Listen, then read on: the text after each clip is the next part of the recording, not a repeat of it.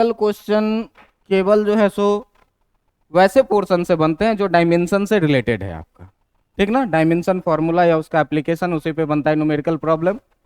तो बेटा अपना जो चैप्टर था वो चैप्टर था क्या, यूनिट डायमेंशन एंड मेजरमेंट, ठीक ना। चैप्टर था क्या, यूनिट डायमेंशन एंड मेजरमेंट। इस चैप्टर का नाम था तुम्हारा यूनिट डायमेंशन एंड मेजरमेंट। अब इस चैप्टर में क्या पढ़े थे हम लोगों ने, तो यूनिट डायमेंशन एंड मेजरमेंट में जो हम लोगों ने पढ़ा था वो क्या पढ़ा था, तो जो चीज़ें पढ़ी थी उसमें सबसे पहली चीज़ जो थी वो क्या थी, फिजिक्स की डेफिनीशन। और इस फिजिक्स के डेफिनीशन में जो सबसे पहली बात थी वो थी किस चीज़ की, फिजिकल क्वांटिटी की। क्या चीज़ थी, फिजिकल क्वांटिटी की।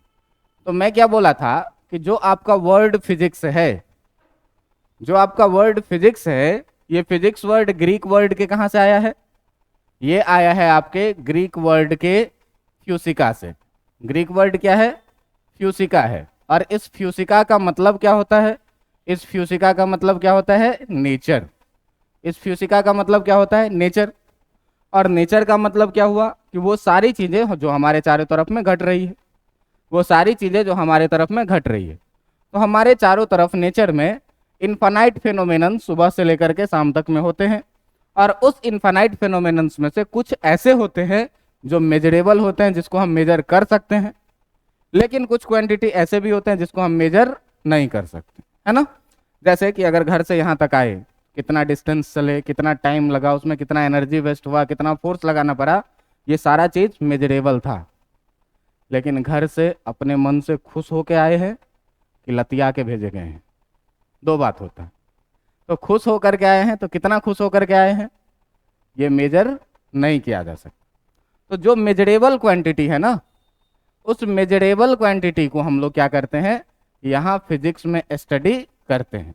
जो नॉन मेजरेबल क्वांटिटी है, जो नॉन मेजरेबल क्वांटिटी है, वो सारी क्वांटिटी फिजिक्स में हम लोग स्टडी नहीं करते। तो इस मेजरेबल फिनोमेनन को जिस टर्म में यूज किया जाता है उसी टर्म को क्या बोला जाता है, फिजिकल क्वांटिटी। इसमें मैं क्या बोला था, इसका एग्जांपल ले लो, डिस्टेंस क्या है, फिजिकल क्वांटिटी है, डिस्प्लेसमेंट क्या है, फिजिकल क्वांटिटी है, फोर्स क्या है, फिजिकल क्वांटिटी है, जो भी नाम ले लो ये सारा क्या है, फिजिकल क्वांटिटी है। अब फिजिकल क्वांटिटी में देखा गया कि दो तरह की बातें हो रही है। एक जो कैटेगरी है वो क्या है, फंडामेंटल क्वांटिटी की। एक कैटेगरी किसकी है, फंडामेंटल क्वांटिटी की। और इस फंडामेंटल क्वांटिटी में आप ध्यान दीजिएगा कि इसके बारे में क्या कहा गया कि ये फंडामेंटल क्वांटिटी क्या है, इंडिपेंडेंट है, ये किसी दूसरे पर डिपेंड नहीं करता है, इंडिपेंडेंट है, ये किसी दूसरे पर डिपेंड नहीं करते हैं।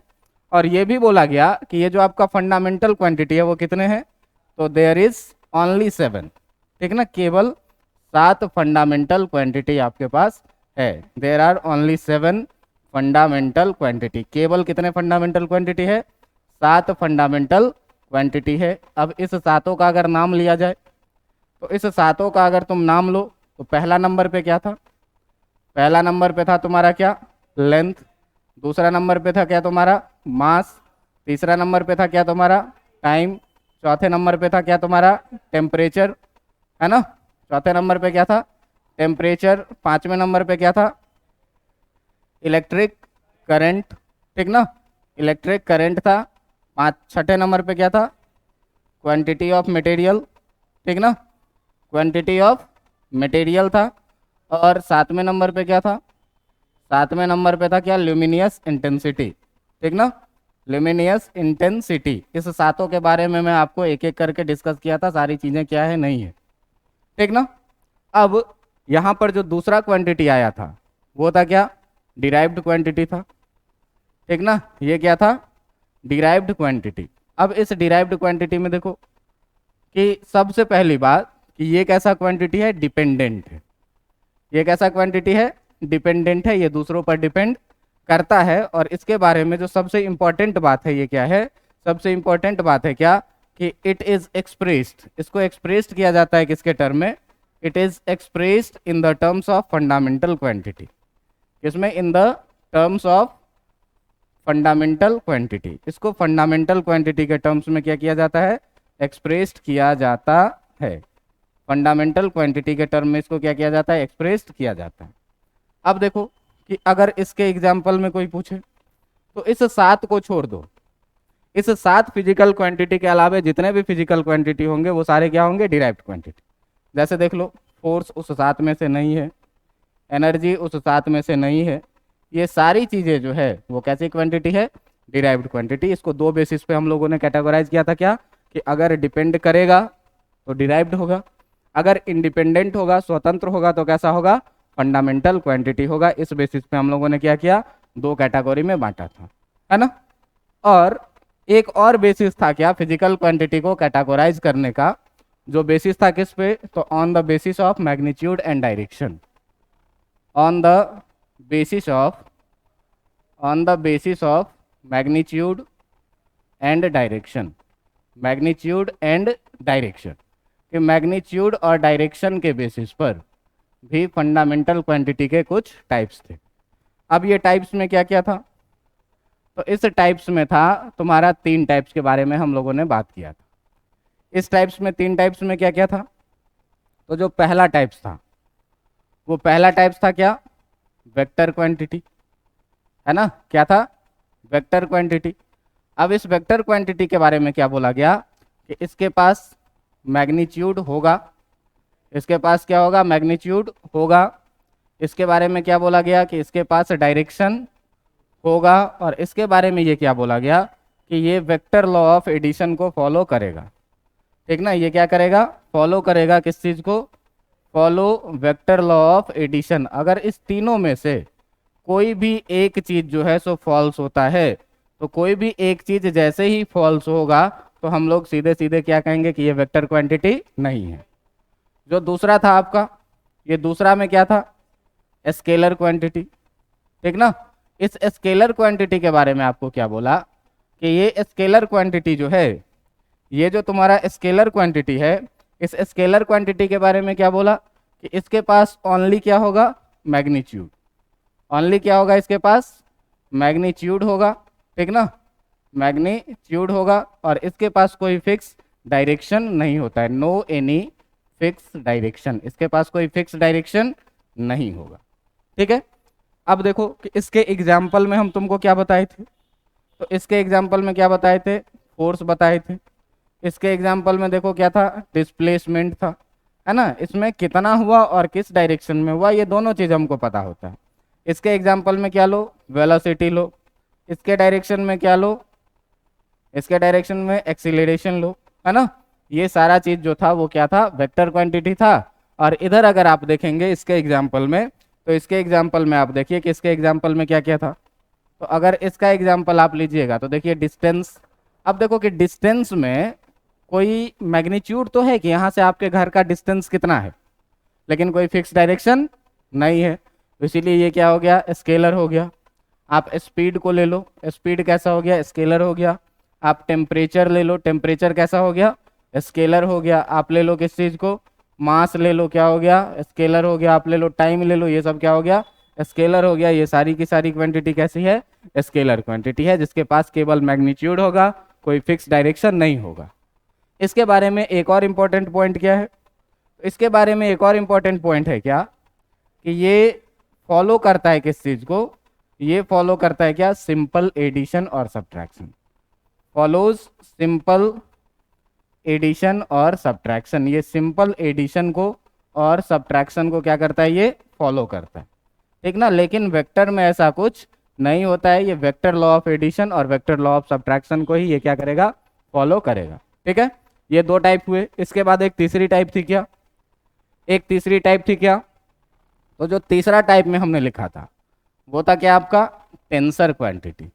और टेंसर क्वांटिटी के बारे में आपको क्या बोला था कि टेंसर क्वांटिटी में, ठीक ना, टेंसर क्वांटिटी में क्या बोला था कि ये ना तो कंप्लीट वेक्टर होगा, ना तो कंप्लीट क्या होगा, वेक्टर होगा, neither complete vector nor complete scalar, nor complete scalar. ये ना तो पूरा वेक्टर होगा और ना ही कंप्लीट क्या होगा, स्केलर होगा। अब इसके एग्जाम्पल में देखो कि इसमें कुछ गुण क्या होगा, वेक्टर के भी होंगे और कुछ गुण क्या होंगे, स्केलर के भी होंगे। तो इसके एग्जाम्पल में एक जो सबसे पॉपुलर एग्जाम्पल है वो किसका है, इलेक्ट्रिक करंट का।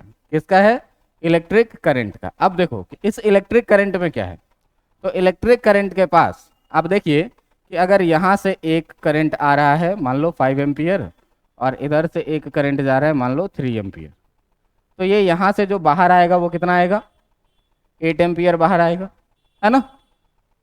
लेकिन अगर इसके एंगल को आप चेंज भी कर दीजिए, अगर इसके एंगल को आप चेंज कर दीजिए, अब देखिए ये 90 डिग्री पे होगी, 90 डिग्री पे हो गया, अभी भी ये 5 एम्पियर है और ये कितना है, 3 एम्पियर है। अभी भी जो यहाँ से बाहर जाएगा वो कितना जाएगा, 8 एम्पियर ही जाएगा, इसको एंगल से कोई फर्क नहीं पड़ रहा है।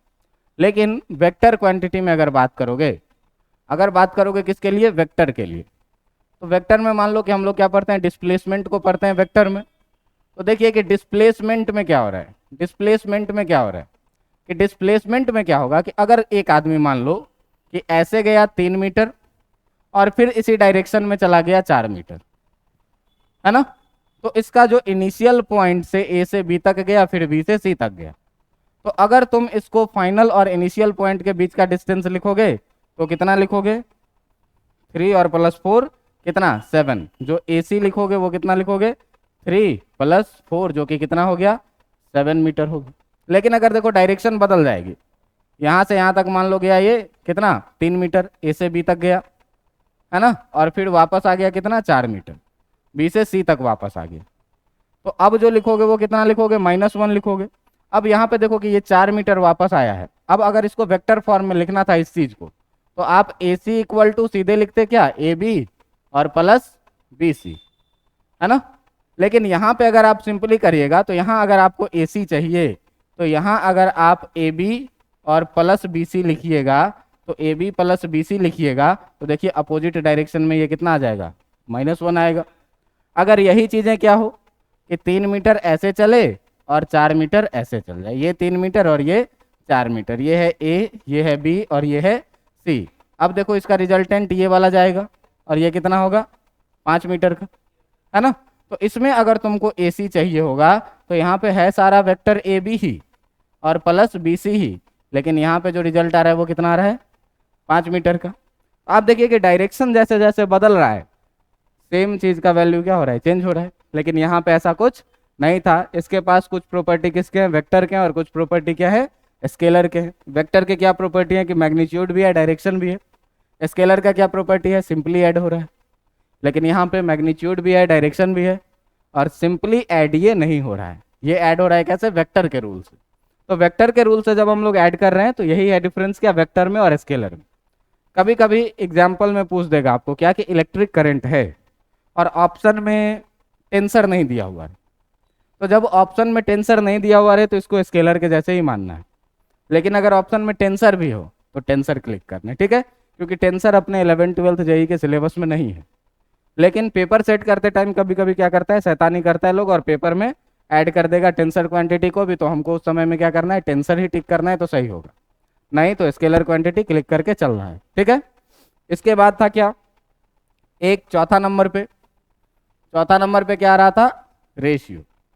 तो इस रेशियो में मैं आपको क्या बोला था कि ये क्या होता है, ये रेशियो होता है, ये होता है क्या, रेशियो किसका, 2 आइडेंटिकल फिजिकल क्वांटिटी का, ठीक ना, ratio of 2 identical physical quantity.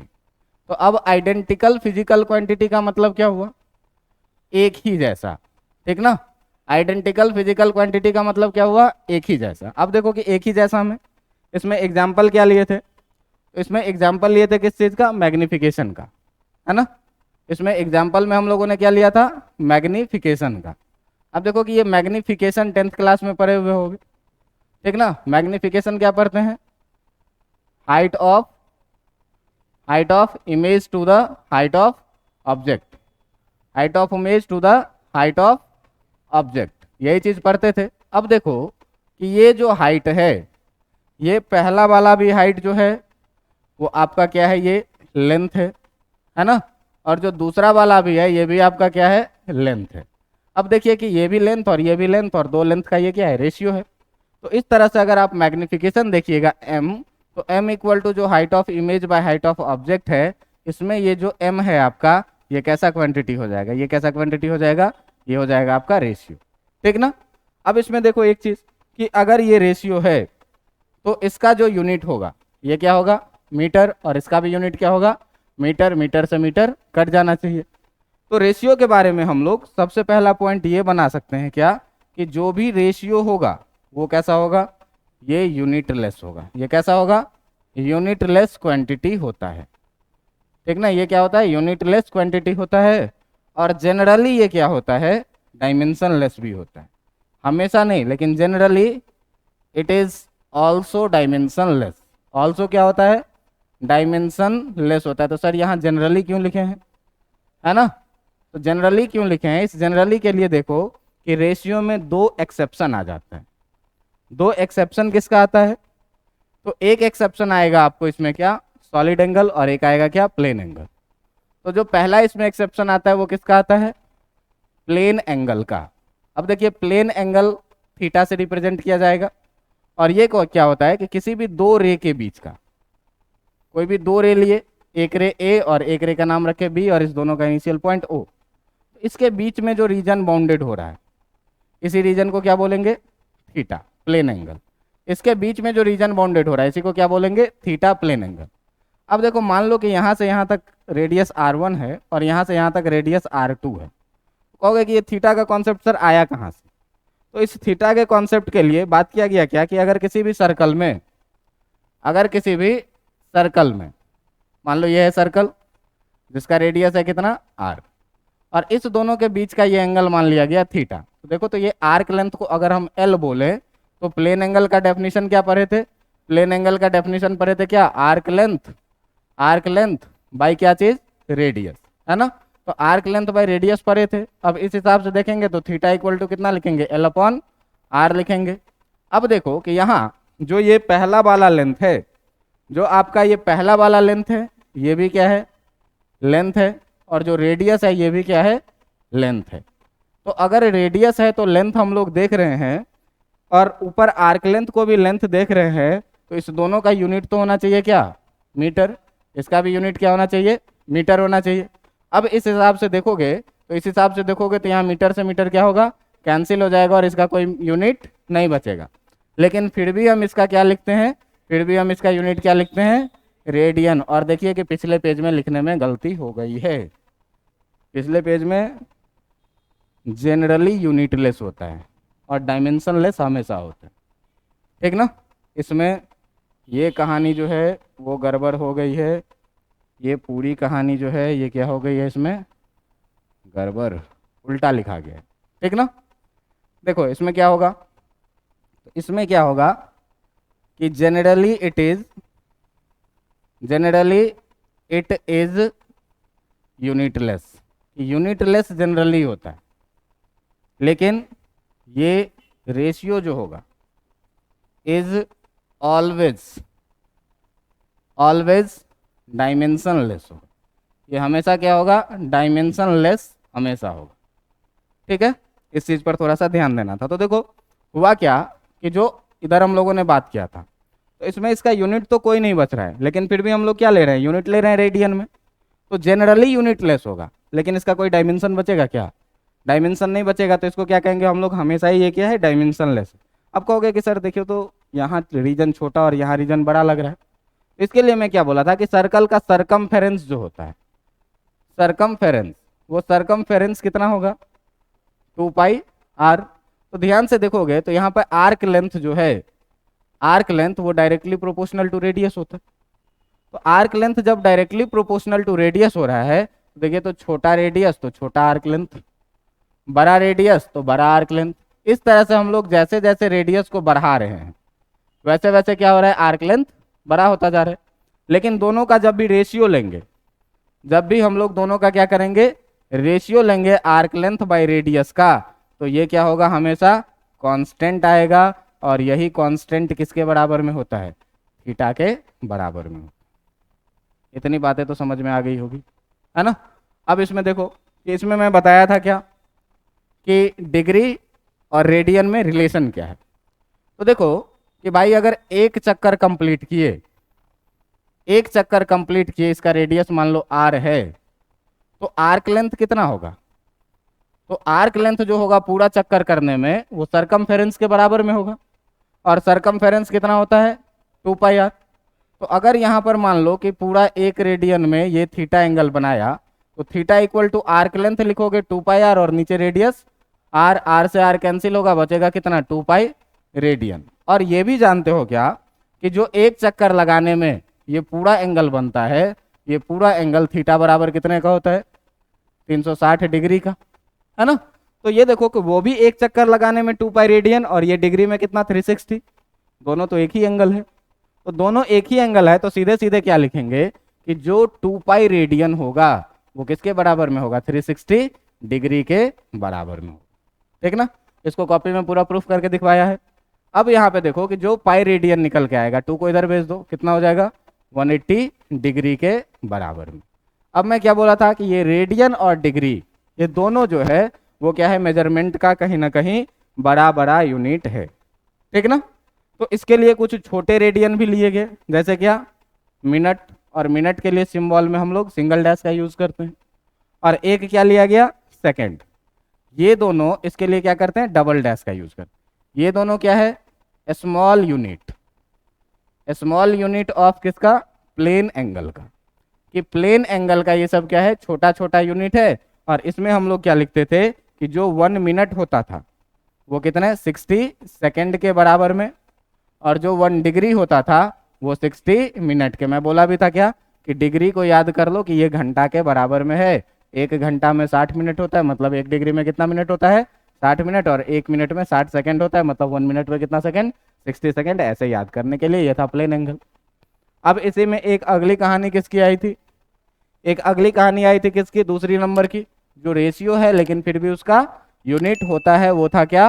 तुम्हारा सॉलिड एंगल। वो था क्या तुम्हारा? Solid angle. अब देखो इस सॉलिड एंगल को डिनोट किया जाता है किस चीज से? ओम से। ठीक ना, ओम या ओमेगा भी लोग पढ़ते हैं इसको। ठीक ना, इसको किस चीज से डिनोट किया जाता है? ओम से। अब ये क्या कहा कि अगर मान लो कि एक सॉलिड स्फीयर है, एक सॉलिड स्फीयर है, थोड़ा ज्यादा गंदा स्फीयर है। अगर मान लीजिए कि एक सॉलिड स्फीयर है, अब यहां से हम क्या करें कि एक कोन को काट लें। एक कोन को जब काटिएगा तो देखिए तो ये एरिया भी कटेगा, क्या कटेगा कि नहीं? अब देखिए कि यहां पर जो आपको रीजन दिख रहा है, इसी रीजन को क्या बोला जाता है? इसको सॉलिड एंगल बोला जाता है। अब कह रहा है क्या कि यदि इस का रेडियस है आर, और ये एरिया जो है तुम्हारा, ये एरिया है कितना? ए। तो ये कहा क्या कि सॉलिड एंगल को जो लिखना है, सॉलिड एंगल को जो लिखना है वो सॉलिड एंगल आपका लिखना है क्या? तो सॉलिड एंगल लिखना है कि कट एरिया और बाई आर स्क्वायर। ठीक है, ध्यान से देखना कि एरिया बाय आर स्क्वायर इस चीज का। अब देखो ध्यान से कि एरिया है तो भी ये किस में जाएगा? मीटर स्क्वायर में। और अगर ये आर स्क्वायर है तो भी ये किस में जाएगा? यूनिट से यूनिट तो कट जाएगा, इसका कोई यूनिट बचना। लेकिन फिर भी हम लोग सॉलिड एंगल का जो यूनिट रखते हैं वो क्या रखते हैं? स्टे रेडियन इसका यूनिट रखते हैं। ठीक ना। ओमेगा इक्वल टू क्या लिखेंगे? ए अपॉन आर स्क्वायर। इसका बहुत ज्यादा उपयोग हम लोगों को नहीं करना है, इसीलिए इस पर हम लोग डिटेल में नहीं पढ़ते हैं। अब तुमको क्या कहे, अगर क्वेश्चन में कहे क्या कि find the solid angle, solid angle at the centre of, at the centre of hemisphere. इस बार क्या कहा दिया कि एक हेमीस्फीयर है और उसके सेंटर पे तुम बताओ कि सॉलिड एंगल कितना होगा। तो देखो तो हेमीस्फीयर क्या होगा? कुछ इस तरह की कहानी, और इसका सेंटर ये रहा। अब देखिए कि इस क्रॉस सेक्शन को काटने में एरिया तो इसका हेमीस्फीयर का एरिया आया। ये वाला सर्कल का भी एरिया लेंगे क्या? ये नहीं लेंगे। तो हेमीस्फीयर का जो एरिया हो जाएगा तुम्हारा यहाँ ए इक्वल टू इस पोर्शन का जो एरिया, ये ए हो जाएगा कितना? 2 पाई आर स्क्वायर, है ना, 2 पाई आर स्क्वायर। अब देखो कि यहाँ क्या पढ़े हम लोग कि ए बाई आर स्क्वायर, एरिया निकल के आ गया कितना? 2 पाई आर स्क्वायर। नीचे आर स्क्वायर से आर स्क्वायर कैंसिल होगा, कितना बचेगा? 2 पाई स्टे रेडियन। ठीक ना। अब ये सॉलिड एंगल का तरीका था, है ना। अब यहाँ पर जो है तो आपका फिजिकल क्वांटिटी की कहानी क्या हो गई? समाप्त हो गई। ठीक ना। अब इसके बाद हम लोग क्या शुरू किए थे? उसके बाद हम लोग क्या शुरू किए थे? यूनिट। तो इसके बाद जो हम लोगों ने शुरू किया था क्या, यूनिट। तो इस यूनिट में क्या बोले थे कि किसी भी फिजिकल क्वांटिटी को, किसी भी फिजिकल क्वांटिटी को जो कंप्लीटली रिप्रेजेंट किया जाएगा वो मैग्नीट्यूड और यूनिट का प्रोडक्ट में रिप्रेजेंट किया जाएगा, मैग्नीट्यूड इनटू यूनिट में, है ना। जैसे अगर मान लो वेट को लिखना है तो कितना लिखते हैं, 1 kg 2 मीटर लिखते हैं ना। तो ये जो न्यूमेरिकल वैल्यू है, ये न्यूमेरिकल वैल्यू ये क्या है आपका, मैग्नीट्यूड है। और जो इसके साथ ही अल्फाबेटिकल लगा हुआ है ये क्या है, यूनिट। अब देखिए कि जब दोनों को प्रोडक्ट में ले रहे हैं तब कंप्लीटली फिजिकल क्वांटिटी क्या हो रहा है, रिप्रेजेंटेड हो रहा है। अगर मान लीजिए कि चीनी खरीदने के लिए जाएं तो केवल 1 चीनी बोलने से कोई नहीं देगा, आटा खरीदने जाए तो 1 नहीं, कपड़ा खरीदने जाए तो केवल 5 बोल देने से नहीं देगा, उसके साथ यूनिट बोलना चाहिए कि मीटर लेना है, किलोमीटर लेना है ना, सेंटीमीटर में लेना है, वो बोलना पड़ेगा। तो कंप्लीट इन्फॉर्मेशन के लिए किसी भी फिजिकल क्वांटिटी को मैग्नीट्यूड और यूनिट के प्रोडक्ट में लिखा जाता है। और इसी में एक सबसे इंपॉर्टेंट लाइन में आपको क्या बताया था, कि सबसे इंपॉर्टेंट लाइन बताया था ये कि जो मैग्नीट्यूड होता है, वो मैग्नीट्यूड जो होता है वो क्या होता है, इन्वर्सली प्रोपोर्शनल टू क्या, यूनिट। मतलब कि मैग्नीट्यूड और यूनिट एक दूसरे के इन्वर्सली प्रोपोर्शनल होगा। तो इन्वर्सली प्रोपोर्शनल का मतलब क्या होता है, मान लो 5 kg है तो 5 kg को अगर ग्राम में लिखोगे तो कितना लिखोगे, 5000 ग्राम। अब देखो कि यहाँ से अगर मैग्नीट्यूड का बात करो तो जो मैग्नीट्यूड है वो क्या हुआ है, बढ़ा है। और यूनिट में देखिए केजी से ग्राम हो गया है, तो बढ़ा है कि घटा है, घटा है। तो ये क्या हुआ, डिक्रीज हुआ। तो एक के बढ़ने के साथ साथ दूसरा क्या हो रहा है, घट रहा है, या एक के घटने के साथ साथ दूसरा क्या हो रहा है, बढ़ रहा है ना। तो इसी का यूनिट कहेंगे। यूनिट के बारे में क्या बोले कि मैग्नीट्यूड और यूनिट के रूप में कंप्लीट इन्फॉर्मेशन के लिए। और दूसरी बात क्या कि मैग्नीट्यूड और यूनिट एक दूसरे का क्या होता है, इन्वर्सली प्रोपोर्शनल होता है। इतनी बातें मैं बता दिया था। अब यूनिट को भी कैटेगराइज करने की बात आई थी, तो यूनिट को भी हम लोगों ने 2 पार्ट में बांटा था। यूनिट को भी हम लोगों ने कितने पार्ट में बांटा था, 2 पार्ट में। एक था क्या, फंडामेंटल यूनिट, ठीक ना, एक था क्या, फंडामेंटल यूनिट। तो फंडामेंटल क्वांटिटी का जो यूनिट होता है, ठीक ना, तो इसके बारे में क्या बोला था, unit by which fundamental quantity is represented. Fundamental quantity is represented, जिसके द्वारा क्या करते हैं हम लोग, फंडामेंटल क्वांटिटी को रिप्रेजेंट करते हैं, ठीक ना। फंडामेंटल क्वांटिटी को क्या करते हैं, रिप्रेजेंट करते हैं। अब देखो कितने फंडामेंटल क्वांटिटी थे, 7। अब उस 7 में अगर फंडामेंटल क्वांटिटी इंडिपेंडेंट है तो मतलब फंडामेंटल यूनिट भी कैसा होगा, इंडिपेंडेंट होगा। तो जो फंडामेंटल यूनिट का बात करेंगे, फंडामेंटल यूनिट कैसा है, इंडिपेंडेंट यूनिट है। कैसा है, इंडिपेंडेंट, ये किसी दूसरे पर डिपेंड नहीं करता है, इंडिपेंडेंट यूनिट है, ये किसी दूसरे पर डिपेंड नहीं करता है। कितने हैं भाई, तो कितने हैं, तो ओनली 7। कितने हैं, ओनली 7।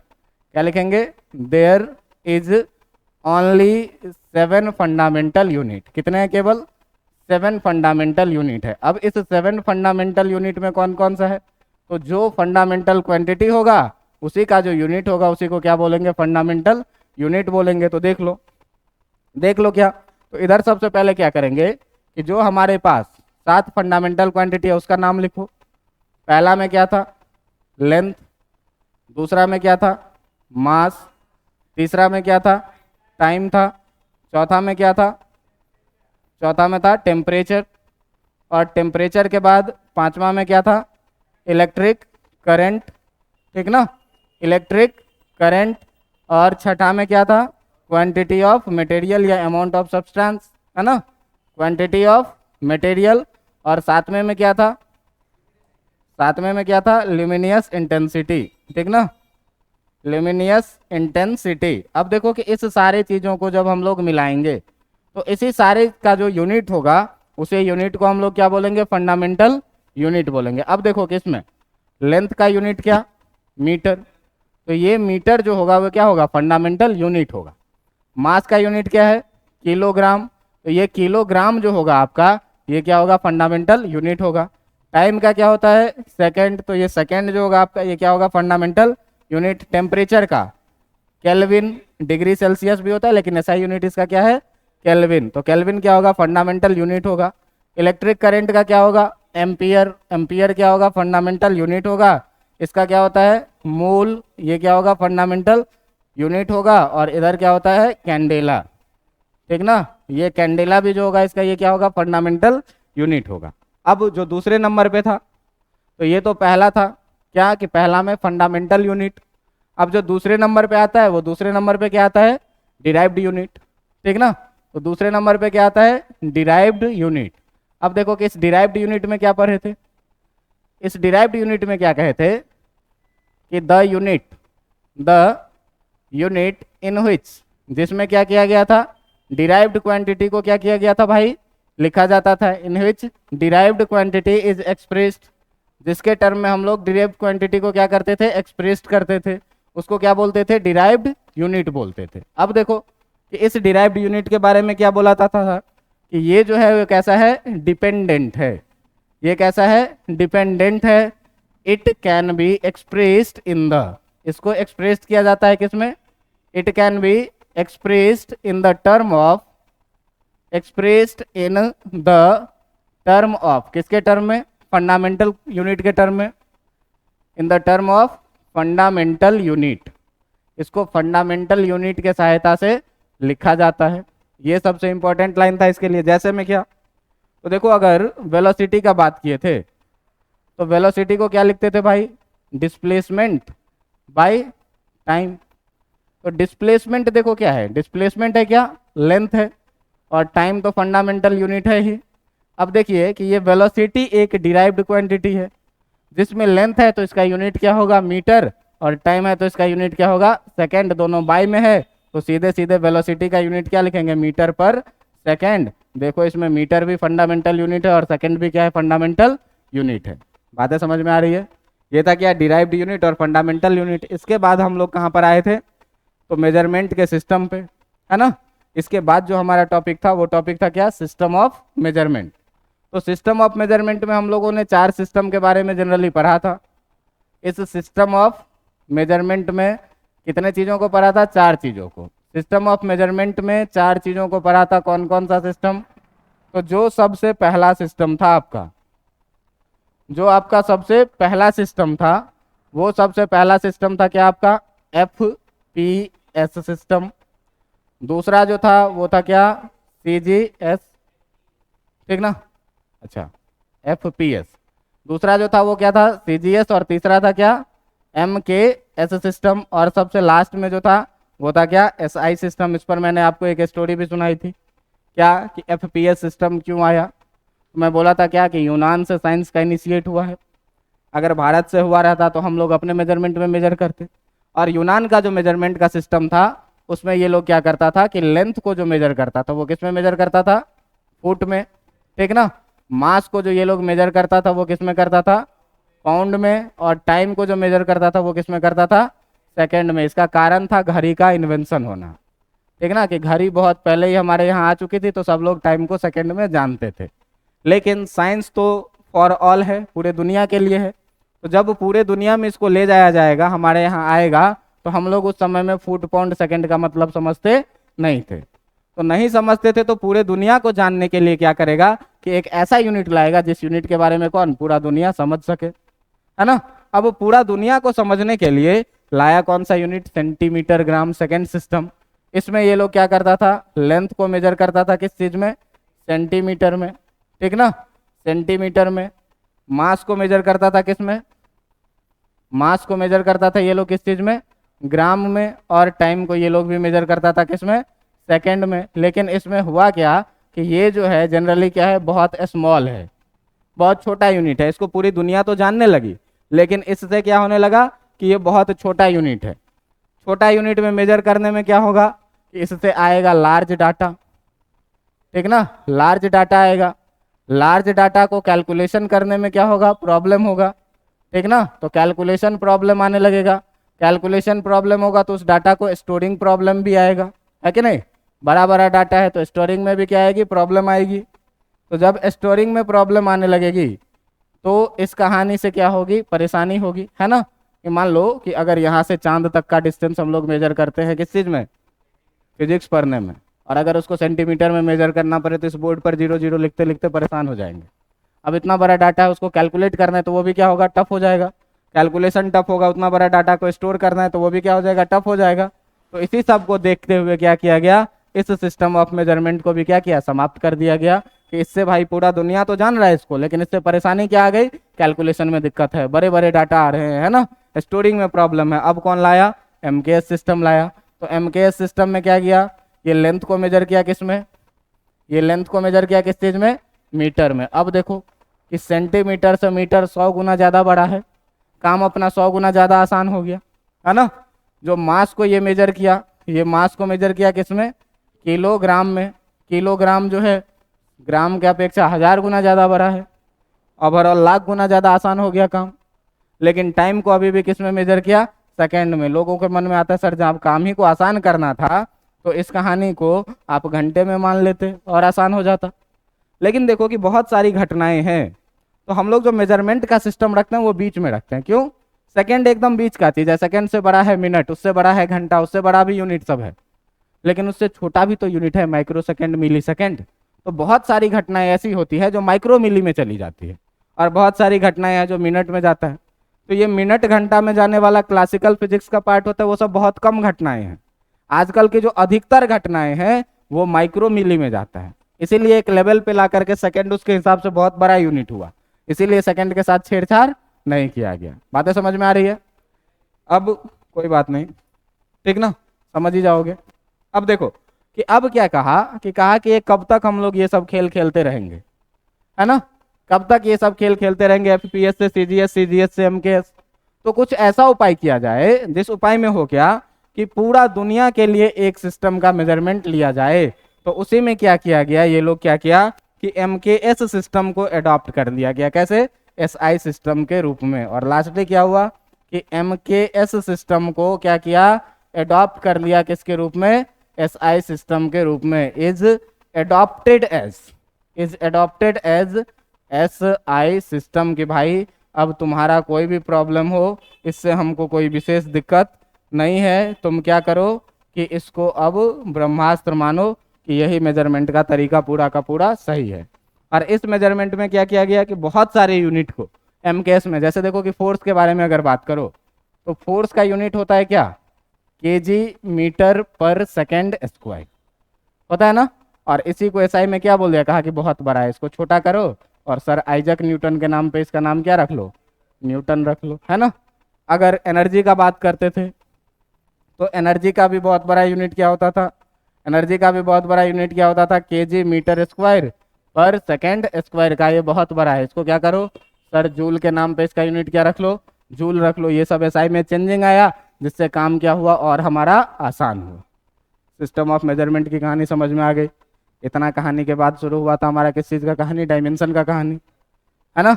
और डायमेंशन का कहानी तो रिसेंटली अपडेटेड है, उसको भी रिवाइज करवाने का जरूरत है नहीं है। तो इतना पूरा कहानी था हमारे किस चीज़ का, यूनिट, डायमेंशन एंड मेजरमेंट का, जिसमें अभी यूनिट और मेजरमेंट कर दिए, डायमेंशन को छोड़ दिए, वो बड़ा कहानी है, ठीक ना। अगर फिर भी किसी का छूटा हुआ है तो आप लोग क्या करिएगा, वीडियो बैकअप ले करके क्या करिएगा, रिवाइज कर लीजिएगा। काफ़ी आज के लिए, और पढ़ना है, और पढ़ना है, नहीं पढ़ना है, देख रहे हो कितना मेहनत है पढ़ाने में। अगर देखो मेरा जो है ना